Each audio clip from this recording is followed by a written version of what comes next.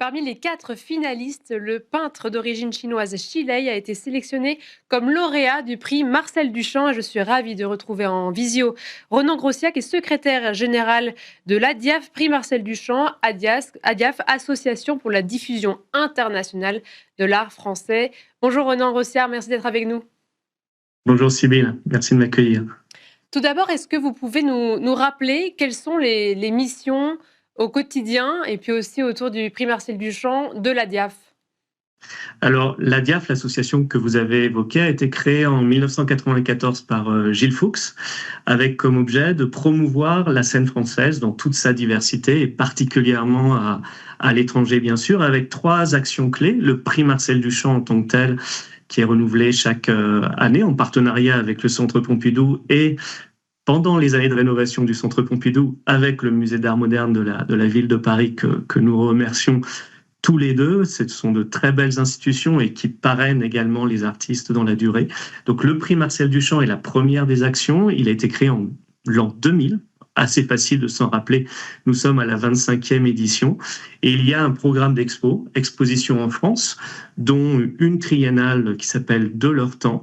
La prochaine édition démarrera le 3 avril 2026 au musée d'art contemporain de Marseille, et un large programme d'exposition à l'étranger, puisque notre objectif, c'est aussi de soutenir tous les finalistes du prix Marcel Duchamp jusqu'à la fin de leur vie, dans des expositions à l'étranger, en partenariat avec beaucoup d'institutions dans le monde. C'est peu connu, mais c'est le seul prix au monde qui a cet engagement dans la durée pour chacun de ces finalistes. Donc, Et une mission de développement de la scène. quels sont les critères pour être lauréat du prix Marcel Duchamp? Comment ça se passe, cette sélection, et après d'être nommé?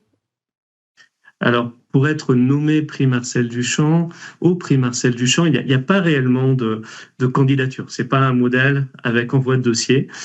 C'est un modèle où les artistes sont identifiés sur 3 critères. Le premier, c'est de vivre et travailler en France. Ça n'est pas une question de nationalité, d'origine, c'est très divers, mais il faut avoir un ancrage en France qui peut être l'atelier, le fait d'avoir fait ses études en France. Le deuxième critère, c'est d'avoir moins de 50 ans, parce que ça reste un prix de milieu de carrière, et ses fondateurs avait souhaité éviter d'avoir à la fois des artistes très anciens, très reconnus, comparés à des artistes très, très jeunes. Et le troisième et dernier critère, c'est d'avoir un début de visibilité dans les institutions, et en particulier dans les institutions à l'international.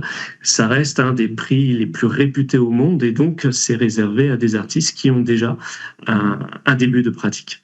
Oui, ça se voit, les artistes qui ont été les 4 finalistes, en tout cas, de cette année, étaient quand même déjà assez connus. Bianca Bondi, Lionel Sabaté et aussi Eva Nielsen. Alors pour Shiley, comment est-ce que vous décririez son travail et sa pratique? Alors, Chile, c'est un peintre qui a d'abord une extraordinaire technique. Il a évidemment commencé ses études en Chine, il est né en Chine, et il les a poursuivies aux Beaux-Arts de Paris, avec, à côté de ses études aux Beaux-Arts, c'est assez rare pour le signaler, un important travail de recherche au sein des universités, notamment dans le cadre du programme Sacre. Donc il y a une excellente technique, et aussi beaucoup d'éléments qui relèvent plus de sa vie personnelle, de son évolution, qui sont avec toujours beaucoup de discrétion, conformément à sa personnalité, qui sont distillés dans les peintures. On retrouve des éléments liés à l'histoire de la migration, on retrouve des éléments relatifs à des univers de minorités, on retrouve aussi des éléments qui sont liés à l'histoire personnelle de sa famille. C'est quelque chose d'assez varié, et qui a probablement été très remarqué par le jury, puisque, pour mémoire, le processus du prix Marcel Duchamp intègre un jury final international qui est extérieur à l'association ADIAF. Et donc évidemment, il y a le secret des délibérations, mais on peut imaginer que tous ces éléments sont entrés en ligne de compte pour la remise de ce prix. À noter aussi que c'est le troisième peintre dans l'histoire du prix Marcel Duchamp, après Carole Benzaken et Philippe Maillot, donc 25 ans d'histoire. Sur les 25 ans, peut-être une faible proportion de peintres, mais il faut aussi le signaler, beaucoup d'artistes ont des pratiques diverses qui peuvent intégrer le pictural et d'autres médias, et ça a été le cas aussi dans l'histoire du prix Marcel Duchamp. Oui, justement, j'allais y venir. Le fait que je lisais que ça faisait 20 ans qu'un peintre n'avait pas été lauréat du prix Marcel Duchamp.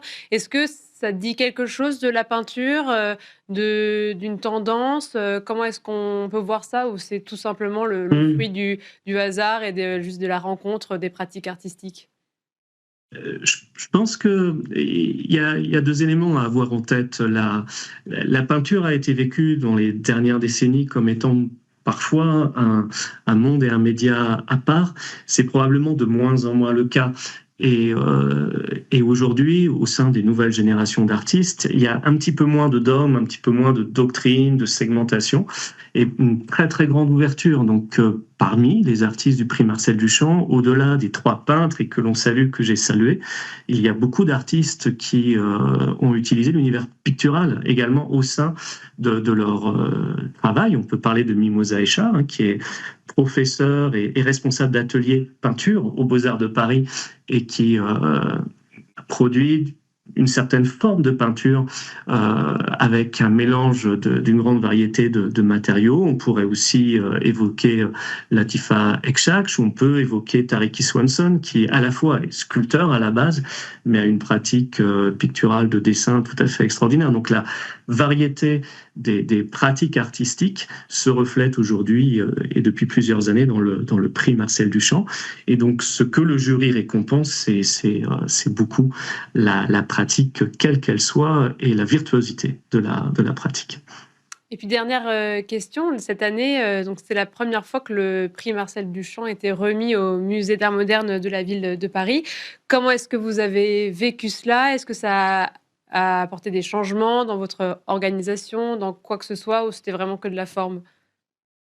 Alors, nous sommes très heureux et parce que les artistes nous disent que c'est une grande chance pour eux, pour elles, d'avoir accès non pas à une institution, le Centre Pompidou est notre institution partenaire et historique depuis le début du prix Marcel Duchamp, mais cette chance d'avoir accès à 2 institutions qui parrainent les artistes dans la durée, le Centre Pompidou et le Musée d'Art moderne de la ville de Paris. En quoi ça fait évoluer les choses? Alors, bien sûr, on change de lieu pour les annonces, les vernissages et les annonces du lauréat, de la lauréate du prix Marcel Duchamp pendant les 5, on verra, X années qui viennent, le temps de la rénovation du Centre Pompidou.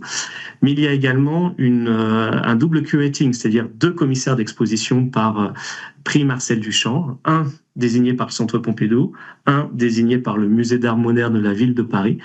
C'est là aussi, aux yeux des artistes, une vraie chance pour eux, pour elles, d'avoir accès à ces familles différentes et à ces possibilités de travail dans la durée aussi plus variée. Pour nous, c'est important parce qu'on reste aux côtés de l'ensemble des finalistes, d'ailleurs pas que du lauréat ou de la lauréate, jusqu'à la fin de leur vie dans des expos à l'étranger. Et pour nous, leur faire bénéficier de ces 2 réseaux, c'est extrêmement précieux. Donc on remercie encore vivement les 2 institutions qui nous accompagnent. Merci beaucoup Ronan Grossia. Je rappelle que vous êtes secrétaire général de l'ADIAF, prix Marcel Duchamp, l'association pour la diffusion internationale de l'art français. Et merci à vous toutes et tous de nous avoir suivis. C'était Art et Marché.